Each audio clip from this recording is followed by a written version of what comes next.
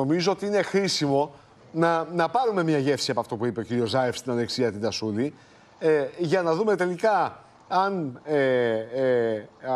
όλη αυτή η υπόθεση έχει πολλές τρύπες, αν η χώρα μας πρέπει να προχωρήσει ή όχι στην κύρωση των μνημονίων, κύριε Παπαδημητρίου, κύριε Τριανταφυλλίδη. Πάμε να ακούσουμε τι είπε ο κύριος Ζάεφ. Mr. Prime Minister, thank you for this interview in Open TV.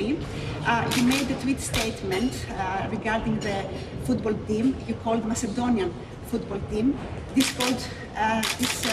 caused a reaction from the Greek government. All of us need to train of all these big changes. And really, we change our name, Republic of Macedonia to Republic of North Macedonia. It's not easier.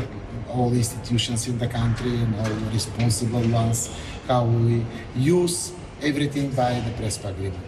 We are a good example, really, but sometimes happen something what is not in the line of the Prespa agreement, but that doesn't mean that we break it, Prespa agreement. But this memorandum hasn't been ratified by the Greek Parliament yet. That's why I'm saying that the Greek government is frustrated by your Twitter statement saying Macedonian football team. If you in 100 and 1,000 times mention the right nominations and words, sometimes can be something wrong connecting with that, but there don't need to be negative implications in Greece. I expect really as soon as possible a ratification of these agreements. Do you comment that the Greek government is going to postpone the ratification of the memorandum of agreement? I will comment. I don't expect completely negative reactions from Greece because we are really good friends, and the ratifications of these agreements and memorandum are good for North Macedonia, are good for Greece. And I hope that they will be on time, because for me they delayed it 2 years until now. So it's not problem if they delayed it 3 months, 4 months. So you think the Macedonian football team is in the spirit of the Prespa agreement? Your tweet statement? No. I really mentioned it that for us that is a team of Republic of North Macedonia, and sometimes happen if you use it 46 years. I'm old, 46 years. I use it 45 years. Macedonian football team, and of course by the Prespa agreement now we must call it a football team from Republic of North Macedonia. That is clear. So we need always to be really flexible with that, because we are only humans and we use it completely everything by the Prespa agreement. Also Greek side doing that, but sometimes are happen mistakes. Λάθη συμβαίνουν, λέει ο κύριος Ζάεφ. Κύριε Τριανταφυλλίδη, παρακαλώ. Μήπως τελικά έχει περισσότερες τρύπες από ό,τι φαίνεται αυτή η συμφωνία? Μήπως έχει περισσότερα κενά και αφήνει χώρο για μεγάλα προβλήματα? Θα σας πω αμέσως. Μου κάνει εντύπωση όμως η φράση, και μπράβο στην συνάδελφο που για την συνέντευξη on time στη συγκεκριμένη χρονική στιγμή που βρίσκεται εν εξελίξει το όλο θέμα. Μου κάνει εντύπωση αυτή η φράση ότι περίμενα 2 χρόνια, τι με πειράζει να περιμένω άλλους 3-4 μήνες. Γιατί τι θα γίνει μέσα στους 3-4 μήνες που ο κύριος Ζάεφ, ο οποίος είναι υποχρεωμένος και οφείλει να τηρεί τη συμφωνία, αυτά που υπογράφηκαν από τον ίδιο και από τη χώρα του, όμως. Σημείο πρώτον, αναρωτιέμαι τι θα γίνει αυτούς τους 3-4 μήνες. Μήπως ο κύριος Μητσοτάκης αποφάσισε να ξαναβάλει περικεφαλαία? Μήπως δημιουργεί σκηνικό Σεπτέμβριο-Οκτώβριο, προεκλογικό σκηνικό, και θέλει αυτό το μεσοδιάστημα? Δεν κατάλαβα αυτή την άνεση του κυρίου. Κοιτάξτε να δείτε. Τώρα κύριε, να σας ρωτήσω κάτι. Δεν σας απασχολεί το αν ο κύριος Ζάεφ τηρεί τη συμφωνία και κάνετε το άλμα στο αν αυτό μπορεί να αποτελεί έναν καμβά προεκλογικό για στο δικό μας εσωτερικό? Σημείο το ερώτημα πρώτο. Ήταν αν...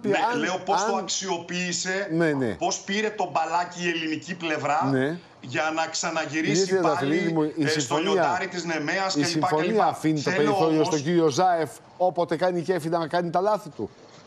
Όχι βέβαια, και νομίζω ότι απευθύνεστε στον ταπεινό βουλευτή Θεσσαλονίκης, ο οποίος όταν επικυρωνόταν η συμφωνία, και έχω εδώ το κείμενο της ομιλίας μου, κύριε Παυλόπουλε, που λέει ότι η Συμφωνία των Πρεσπών δεν είναι το τέλος της πορείας, αλλά η αρχή της. Η αρχή της ορθής, κατά το διεθνές δίκαιο ερμηνείας και της συνεπούς εφαρμογής των συμφωνηθέντων. Αυτή θα ελέγχεται.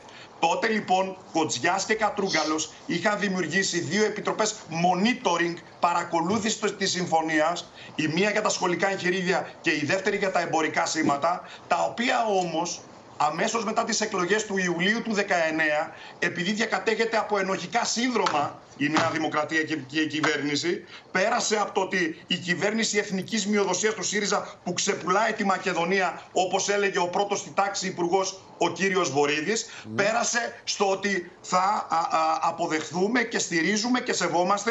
Ήταν ο Πρωθυπουργός που δεν θα δεχόταν τον Πρωθυπουργό της άλλης χώρας, τον καλοδέχτηκε στο Μέγαρο Μαξίμου. Ήταν ο Πρωθυπουργός ο κ. Μητσοτάκης που έλεγε θα βάλω βέτο στην ενταξιακή πορεία των Σκοπίων της Βόρειας Μακεδονίας και μάθαμε από τον κύριο Ζάεφ ότι είναι ο πιο διαπρίσιος κήρυκας ο κύριος Μητσοτάκης. Άρα καλά κάνει και σκέφτεται τώρα να μην επικυρώσει, να μην κυρώσει τα μνημόνια. Δεν ξέρω, ίσως έχει αποφασίσει. Όχι, άλλο ερωτηματικό. Πρέπει ή όχι να κυρωθούν τα μνημόνια. Πρέπει ή όχι να κυρωθούν τα μνημόνια με δεδομένη την. Προφανώς και πρέπει να επικυρωθούν. Αλλά απλά, κύριε Παυλόπουλε, αυτό έχει καταστεί για άλλη μια φορά εσωκομματικό πρόβλημα του κυρίου Μητσοτάκη που θέλει να το διαχειριστεί πρώτον, και επειδή οι επιτελείς του εδώ στη Θεσσαλονίκη του λένε ότι είναι πολύ δύσκολο να καταπιεί ο Σαλονικιός και ο Μακεδόνας στη Βόρεια Ελλάδα το σανό που του τάισες προεκλογικά, γι' αυτό προσπαθεί ενδεχομένως να ξαναφορέσει την περικεφαλαία και να ξαναπαραστήσει το λιοντάρι της Νεμαίας. Αυτά δεν είναι σοβαρά πράγματα. Σοβαρή εξωτερική πολιτική. Και αυτή την σοβαρή εξωτερική πολιτική, σε αυτή πρέπει να επανακάμψει ο κύριος Μητσοτάκης και η κυβέρνησή του, που δεν το βλέπω.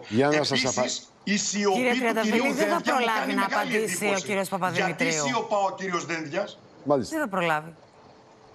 Κύριε Παπαδημητρίου. Τελείωσατε, κύριε Τριανταφυλλίδη.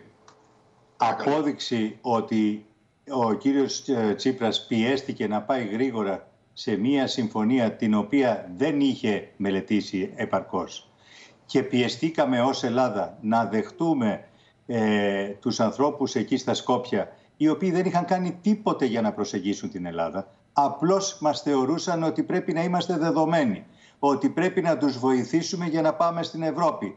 Βλέπετε ότι έχουν φτάσει ακόμη και κύκλοι στη Γερμανία, οι ίδιοι που πίεσαν τον κύριο Τσίπρα, να λένε ότι ενδεχομένως δεν χρειάζεται το βέτο και ας ξεκινήσουμε να το καταργήσουμε σε ζητήματα εξωτερικής πολιτικής. Κύριε Τριανταφυλλίδη, λυπάμαι, γιατί εσείς ξέρετε καλύτερα τι συμβαίνει εκεί πάνω, αλλά εμείς εδώ από κάτω στην Αθήνα σας λέμε ότι ο κύριος Ζάεφ δεν εξυπηρέτησε τον εαυτό του, δεν εξυπηρέτησε όσους πιστεύουν στο ευρωπαϊκό μέλλον των Σκοπίων. Και κυρίως τελικά πιεστήκαμε ή το ανταλλάξαμε? Αλλάζετε σενάριο τώρα. Τότε λέγατε ότι το ανταλλάξαμε με τις συντάξεις. Τώρα λέτε πιεστήκαμε.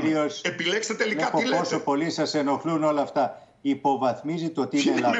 Ως εκ τούτου, στη χώρα κάνουν κακό. Χάσατε το διπλωματικό κεφάλαιο που είχαμε χτίσει. Κύριε Τριανταφυλλίδη, σας άκουγε τόση ώρα.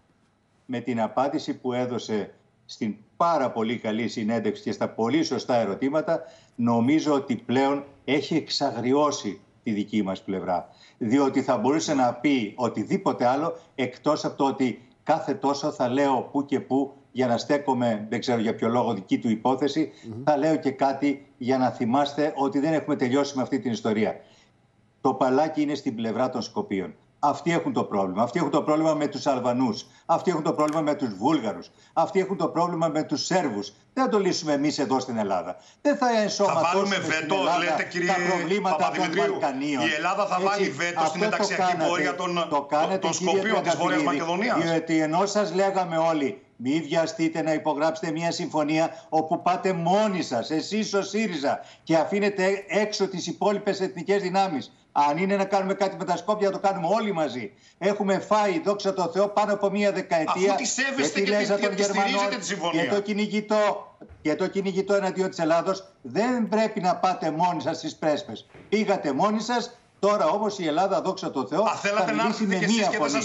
Και η φωνή της Ελλάδας είναι ότι ο κύριος Ζάεφ έχασε μία ακόμη ευκαιρία να το βουλώσει.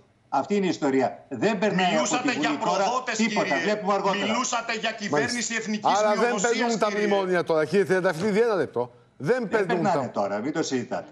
Μάλιστα. Δεν είναι θέμα Βορειομακεδόνων, Καραμαλικών ή Σαμαρικών. Κανένας βουλευτής της Νέας Δημοκρατίας, δεν ξέρω, ίσως να υπάρχουν μια-δυο εξαιρέσεις, δεν είναι διατεθειμένος αυτή τη στιγμή να συζητήσει, να μπει το θέμα αυτό στη Βουλή. Καλημέρα σας. Δεν είναι θέμα εκλογών. Καλημέρα, ευχαριστώ πολύ. Ξαναφορέσαν τις περικεφαλές. Να είστε καλά. Σας περιμένουμε. Μια χαρά μας πηγαίνουν. Ναι. Σας ευχαριστούμε πολύ.